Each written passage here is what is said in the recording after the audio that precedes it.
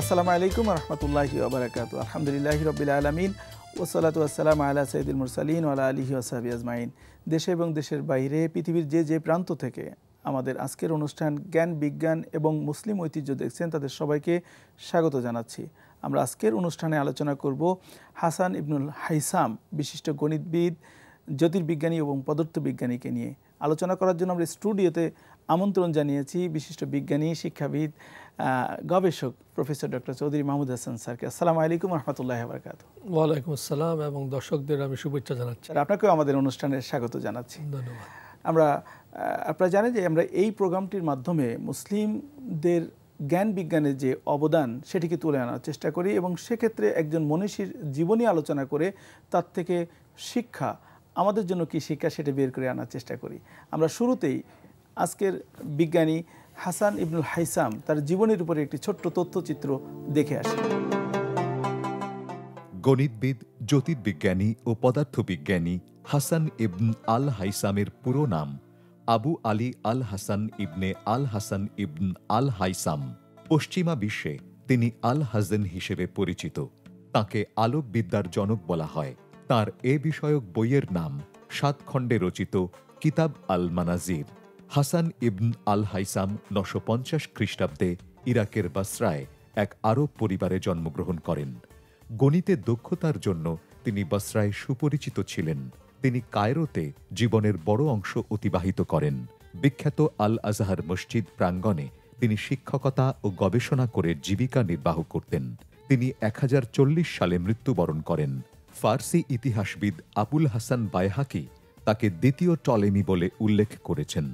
সর্বপ্রথম হাসান ইবন আল হাইসামি দর্শনানুভূতির ব্যাখ্যায় বলেছিলেন যে আলো বস্তু হতে প্রতিফলিত হয়ে চোখে আসে বলেই তা দৃশ্যমান হয়। তিনি এটাও আলাদা করতে পেরেছিলেন দর্শনানুভূতির কেন্দ্র চোখে নয় বরং মস্তিষ্কে। তিনি তাঁর এই তত্ত্বের অনুপ্রেরণা পেয়েছিলেন গ্রিক দার্শনিক অ্যারিস্টটলের কাছ থেকে। হাসান ইবন আল হাইসাম পরীক্ষার মাধ্যমে দেখিয়েছিলেন যে আলো সরল রেখায় চলে। লেন্স, আয়না, প্রতিফলন ও প্রতিসরণ সংক্রান্ত বহু পরীক্ষা নিরীক্ষা সম্পাদন করেছিলেন। তার প্রতিফলন ও প্রতিসরণের বিশ্লেষণে তিনি আলোর উল্লম্ব ও আনুভূমিক উপাংশকে আলাদাভাবে বিবেচনা করেছেন। সুদানি মনোবিজ্ঞানী ওমর খলিফা পরীক্ষামূলক মনোবিজ্ঞানের জনক হিসেবে ইবন আল হাইসামকে অভিহিত করেছেন। দর্শনানুভূতি এবং দৃষ্টিভ্রম সংক্রান্ত কাজে তার গবেষণায় তাকে এ বিষয়ের অন্যতম পথিকৃৎ বলা হয়। কিতাব আল মানাজিরের পাশাপাশি তিনি আলো সম্পর্কে আরও কিছু গবেষণাপত্র লিখেছেন, যার মধ্যে আছে রিসালা ফিল দাও। এই প্রবন্ধে তিনি ঔজ্জ্বল্য, রংধনু, গ্রহণ, গোধূলি, জ্যোৎস্না নিয়ে আলোচনা করেছেন। তিনি বস্তুর গতির পাশাপাশি মহাকাশ বিজ্ঞান নিয়েও আলোচনা করেছেন। আল হাইসাম গণিতকে ব্যবহার করে ভৌত বিজ্ঞান আলোচনা করেছেন। সংখ্যাতত্ত্বেও তিনি অবদান রেখেছেন। তিনি গাণিতিকভাবে কিবলার দিক নির্ধারণের জন্য একটি গবেষণাপত্র লিখেছিলেন। আল্লাহ সম্পর্কে তিনি বলেন, আমি ক্রমাগত সত্য ও জ্ঞানের অনুসন্ধান চালিয়ে গিয়েছি। এটা আমার বিশ্বাসে পরিণত হয়েছিল যে আল্লাহর নৈকট্য ও করুণা পাবার আর কোনো উত্তম পথ নেই, জ্ঞান এবং সত্যের অনুসন্ধান ব্যতীত। 200-র উপরে বই লিখলেও অধিকাংশ বই হারিয়ে গেছে। তাঁর লেখা 50টি বই পাওয়া যায়, যেখানে 23টি জ্যোতির্বিজ্ঞান বিষয়ক এবং 14টি আলোক বিজ্ঞান বিষয়ক। তার লেখা বইগুলো পেলে বিজ্ঞান আরও অগ্রসর হতো, সন্দেহ নেই। 2015 সালে জাতিসংঘ কিতাব আল মানাজিরের 1000 বছর পূর্তি উপলক্ষে আন্তর্জাতিক আলো বর্ষ উদযাপন করে। আমরা তথ্যচিত্রটি দেখলাম স্যার। হাসান ইবনুল হাইসাম আসলে ওনাদের জীবনী তো অনেক বড় ব্যাপার এবং ওনারা এত বড় বিজ্ঞানী, মনীষী, যাদের কথা যুগ যুগ ধরে আজ অবধি আমরা যেমন মনে করছি ভবিষ্যতের প্রজন্মও মনে করবে। এই যে এত বড় বিজ্ঞানী, এত কন্ট্রিবিউশন তাদের, সত্যিকার অর্থে আমাদের মুসলিম, বর্তমান সময়ের মুসলিম প্রজন্ম এটা কতটুকু জানে বলে আপনি মনে করেন? কলোনিয়াল রুল যখন ছিল, তারা কলোনিয়াল মাস্টার যারা মুসলমানদের বিভিন্ন সময় শাসন করেছে, তারা চেষ্টা করেছে যাতে আমরা ঐতিহ্য থেকে দূরে সরে যাই এবং তারা একটা আবহ সৃষ্টি করার চেষ্টা করছে যে বিজ্ঞান মানে হচ্ছে ইউরোপ, বিজ্ঞান মানে হচ্ছে তারা, আমরা বলি যারা সাদা, তারা করেছে এবং তারাই বিজ্ঞানের জনক। বিজ্ঞানের উত্থান তো হয়েছে ইউরোপে, অবশ্যই সে করতে হবে। অতএব বিজ্ঞানের ক্ষেত্রে মুসলমানদের কোনো অবদান আছে এইটা আমাদের প্রজন্মকে তারা জানাতে দেয়নি, যার জন্য অনেক দিন পর্যন্ত আমরা জানিনি। এবং মুসলিম বিজ্ঞানীদের নাম সবগুলি নামে প্রায় বিকৃতি করা হয়েছে, অথবা তারা ওই নামে পরিচিত ছিল। এক্স্যাক্টলি স্যার, আপনি যেটা বলছেন যে বিকৃতি, এই যে হাসান ইবনে হাইসাম ওনাকে পশ্চিমা বিশ্বে হাজেন হিসাবে জানেন, এবং সেটা মানুষ, এবং এভারুস বলা হয়, ইবনে সিনা, আবিসিনা, এটা করে এমন ভাবে হয়েছে যে মুসলিম নামটা তাদের কাছে নাই। এবং আমাদের প্রজন্ম, বিশেষ করে আজ থেকে 50, আমরা যখন ইয়াঙ্গার জেনারেশন ছিলাম তখন আমরা জানতামই না। এগুলি শুরু হচ্ছে এখন যেহেতু আমাদের তথ্যগুলো আসছে, ইনফরমেশন আসছে, আমাদের বিভিন্ন বই পুস্তকে তারাই লেখছে যাতে কন্ট্রিবিউশন, এখন আমরা জানতে পারছি বড় বড় মুসলিম সায়েন্স, সেই সময় বড় মুসলিম সায়েন্স, সেই সময় সায়েন্টিস্ট, মুসলমান সায়েন্টিস্ট। আমরা একটা কথা সহজ করে বলতে চাই যে 8, 9, 10 থেকে 1400 পর্যন্ত 700 বছরে সমস্ত পৃথিবীতে বিজ্ঞানী মানে হচ্ছে মুসলমান। তার সাথে অন্য কোনো বিজ্ঞানের কম্পেয়ার খুব কয়েকজন নাম ইতিহাস আছে। বিজ্ঞানী মানে হচ্ছে মুসলিম, তারা পদার্থবিদ, তারা চিকিৎসক, তারা সাহিত্যিক, কিন্তু ফিলোসফার, তারা অ্যাস্ট্রোনমার, সবগুলো। কিন্তু বর্তমান চিত্র কি তাই? আপনি যদি এখন সেটা হচ্ছে মানে বিশ্বের নামকরা বিজ্ঞানীদের কথা যদি কোনো একজন ইউনিভার্সিটি স্টুডেন্টকে জিজ্ঞাসা করা হয়, তারা স্টিফেন হকিংসের কথা বলবে, নিউটনের কথা বলবে, আইনস্টাইনের কথা বলবে, ফিলোসফার অ্যারিস্টটলের কথা বলবে। তো আমরা বললাম যখন আমরা পিছিয়ে আসলাম, আমরা হেরে গেলাম, তখন আমরা তখন থেকে নাই, সিনে নাই। এবং মুসলমানদের উপর যেভাবে নির্যাতন করা হয়েছে, স্প্যানিশ মুসলমানদের ওখান থেকে নিশ্চিহ্ন করে দেওয়া হয়েছে, তারা কোনো মুসলমান থাকতে দেয়নি।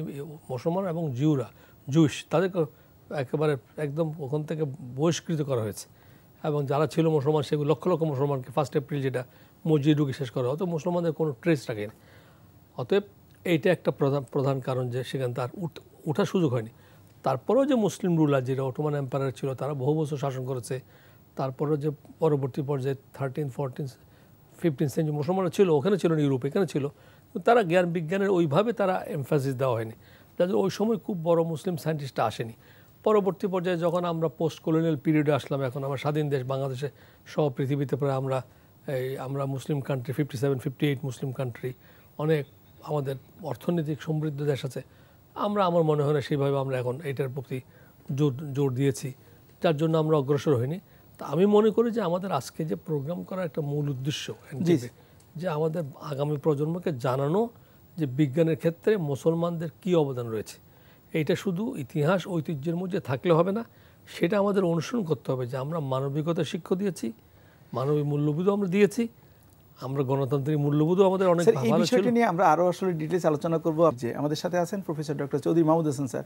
স্যার, আপনি আলোচনা করছিলেন যে আমরা আসলে পাই নাই এবং পাওয়া দরকার। এবং আজকে আমরা যাকে নিয়ে আলোচনা করছি, ইবনুল হাইসাম নিয়ে, চশমার কথা বলি, চোখের অপারেশনের কথা বলি, লেন্সের কথা বলি, এই টোটাল ধারণাটা শুরুতেই কিন্তু তিনি একটা কমপ্লিট ধারণা দিয়েছিলেন, এই আল হাইসাম। কিন্তু আমরা এটা কতটুকু জানি আসলে? মানে ওয়েস্টার্ন কান্ট্রি বড় সায়েন্টিস্ট অনেকে জানে, কিন্তু তার যেহেতু নামটা চেঞ্জ, এটা মুসলিম নাম নাই, জন্য হয়তো আমরা যারা পড়ছি আমরা জানি না যে মুসলমান, এটা নামটা বিকৃতি করা হয়েছে। ইসলামের সঙ্গে বিজ্ঞানের কোনো সংঘর্ষ নেই। আমরা যাকে নিয়ে আলোচনা করছি, আল হাইসামের যে লাইট সম্পর্কে বা আলো সম্পর্কে তার যে থিওরিগুলো, যে আলো সমান্তরালভাবে চলে, অথবা আমরা চোখে যখন দেখি তখন আসলে কোনো বস্তু আমরা দেখি না, এটা একটা রিফ্লেকশন অফ লাইট, সেটা আমরা দেখি। এরপর লেন্স সম্পর্কে উনি এগুলো মেইন কনসেপ্ট দিয়েছে। জি, এরপরে স্যার আরেকটা ওনার যে কন্ট্রিবিউশনটা আমরা জানি যে চোখ দিয়ে আসলে আমরা দেখি না, যেটা আমাদের খুব কমন ধারণা যে আমরা দেখি কি দিয়ে, চোখ দিয়ে। উনি প্রথম বলেছিলেন যে চোখ আসলে দিয়ে দেখি না, দেখি হলো মস্তিষ্ক দিয়ে। চোখ আমাদের মেকানিজম, মানে এই দেখার যে সহযোগিতা করে, আলোর যে রিফ্লেকশনটা, এটা এক কথায় অসাধারণ।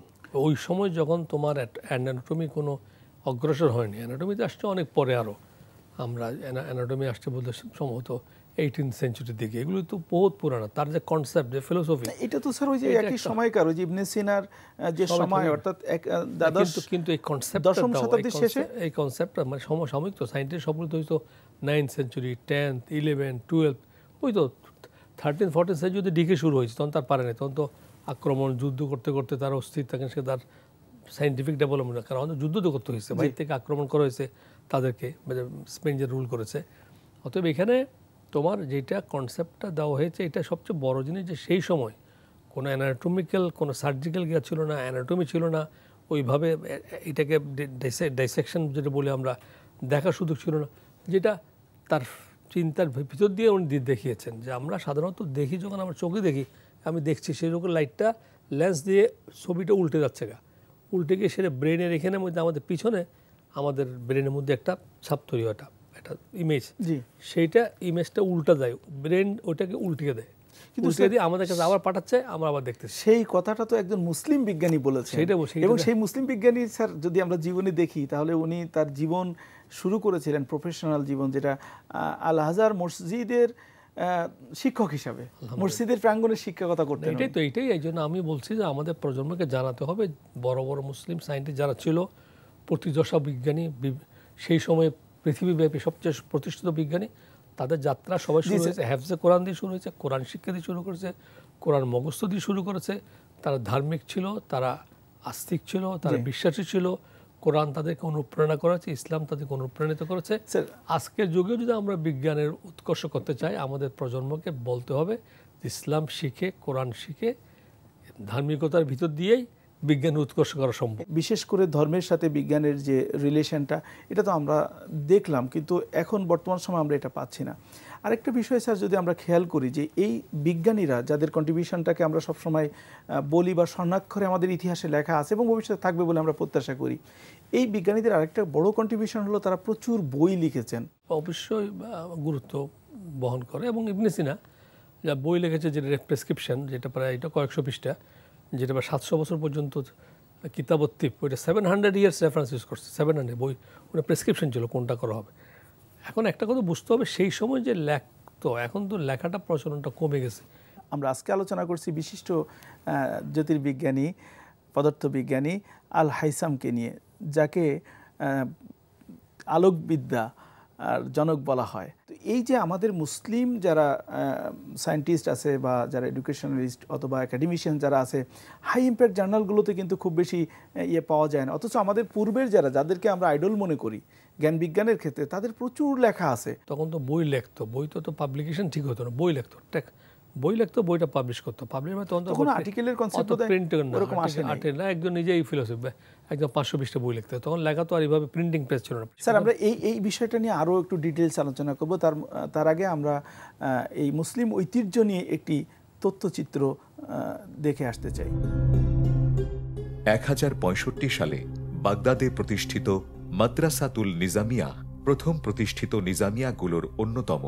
নিজাম আল মুলক নির্মিত প্রাচীনতম মাদ্রাসার মধ্যে একটি মাদ্রাসা আল নিজামিয়া খড়গিরাত গ্রামের কাছে নির্জন স্থানে দাঁড়িয়ে আছে। এই শিক্ষা প্রতিষ্ঠানে শিক্ষার্থীরা বিনামূল্যে লেখাপড়া করতে পারত। একে মধ্যযুগের সবচেয়ে বড় বিশ্ববিদ্যালয় হিসেবে বিবেচনা করা হয়। অন্যান্য নিজামিয়া মাদ্রাসাগুলো নিশাপুর, আমুল, বলখ, হেরাত ও ইস্পাহানে অবস্থিত ছিল। নিজামিয়া হল উচ্চ শিক্ষার জন্য মধ্যযুগের এক প্রকার শিক্ষা প্রতিষ্ঠানের সমষ্টি, যা নিজামুল মুলক কর্তৃক সূচিত হয়। নিজামিয়া শব্দটি তার নাম থেকে সৃষ্ট।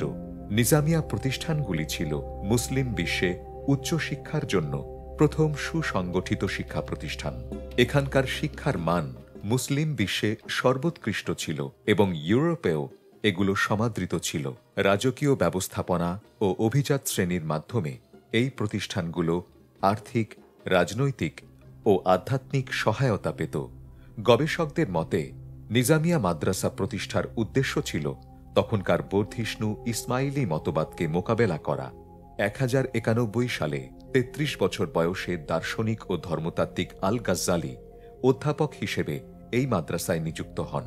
আল মোহাদ রাজবংশের প্রতিষ্ঠাতা ইবনে তুমারাত এখানে আল গাজ্জালির অধীনে লেখাপড়া করেন।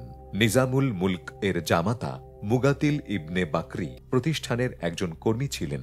1096 সালে গাজ্জালি যখন মাদ্রাসা ত্যাগ করেন তখন এখানে 3000 ছাত্র ছিল। 1116 সালে মুহাম্মদ আল শাহরাস্তানি এখানে শিক্ষাদান করেন। 1170-এর দশকে বাহাউদ্দিন এই মাদ্রাসায় শিক্ষাদান করেন। এরপর তিনি মসুলে শিক্ষাদানের জন্য যান। পারস্যের কবি শেখ সাদি 1195 থেকে 1226 সাল পর্যন্ত এখানে শিক্ষা লাভ করেন। সাদি বাগদাদের নিজামিয়ায় তাঁর শিক্ষা জীবনের কথা স্মৃতিচারণ করেন। একজন সহপাঠী আমার প্রতি বিদ্বেষ পোষণ করত এবং আমি শিক্ষককে তা জানিয়ে বলি, যখনই আমি বেশি সঠিক উত্তর দেই তখন সে ক্ষুব্ধ হয়ে পড়ে। শিক্ষক উত্তর দেন, তোমার বন্ধুর হিংসা তোমার কাছে গ্রহণযোগ্য না, কিন্তু আমি জানি না যে কে তোমাকে পরনিন্দা প্রশংসনীয় বলেছে।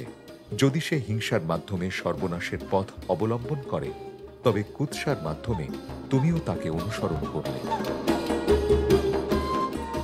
জি স্যার, আমরা একটি মুসলিম ঐতিহ্য যেটা নিজামিয়া মাদ্রাসা ইরাকের বাগদাদে 1065 সালে প্রতিষ্ঠিত, খুব প্রাচীন ঐতিহ্য এবং মানে আজকের এই শিক্ষা ব্যবস্থার একটা বিরাট অবদান তাদের আছে, সেটা দেখলাম। স্যার, এই যে প্রতিষ্ঠান কিভাবে সহযোগিতা করতে পারে একজন আল হাইসাম হয়ে ওঠার ক্ষেত্রে বা একজন নামকরা বিজ্ঞানী হওয়ার ক্ষেত্রে, এই বিষয়টিকে আপনি কিভাবে দেখছেন স্যার? প্রতিষ্ঠান তো অনেক বড় জিনিস, প্রতিষ্ঠান ছাড়া তো বিজ্ঞানী হওয়া যাবে না। আমি যদি রিসার্চ করতে গেলে, এখন তো একসময় যখন রিসার্চ ছিল, যেমন টমাস আলভা এডিসন রিসার্চ করছে, ছোট ছোট ল্যাবরেটরি ছিল, এখন তো সে কনসেপ্ট চেঞ্জ হয়ে গেছে। ব্যক্তিগত উদ্যোগে নিয়ে আমি ছোট একটা রিসার্চ করলাম, অ্যানালিটিক করলাম, আমি এক্সপেরিমেন্ট করলাম, সম্ভব। এখন গবেষণাটা অনেক বেশি এখন মাল্টি ডাইমেনশনাল, মাল্টিফ্যাসেট, এত বেশি ব্রাঞ্চিং হয়েছে। এখন কেউ এককভাবে কোনো 5 সাবজেক্টে করার সুযোগ নেই। ফিজিক্সের মধ্যে শত শত ভাগ হয়ে গেছে। এখন প্রাতিষ্ঠানিক সাপোর্ট ছাড়া কারোর পক্ষে বিজ্ঞান চর্চা করা সম্ভব নয়। আর যেহেতু আমি বলেছি যে এটা থিওরিটিক্যাল সায়েন্স যখন হবে, গবেষণা তো লাইব্রেরি দরকার। এখন লাইব্রেরি কনসেপ্টটা হয়ে গেছে, চলে গেছে, এখন ভার্চুয়াল লাইব্রেরি, এখন অনলাইন লাইব্রেরি আমরা পাচ্ছি। এখন যারা বিজ্ঞানে গবেষণা করে, যারা আমরা গবেষণা করছি ছোট, কারণ আমরা তো গবেষক বলি, বিজ্ঞান আমরা নিজেকে আমরা দাবি করতে চাই না, কারণ বিজ্ঞানী অনেক বড় জিনিস।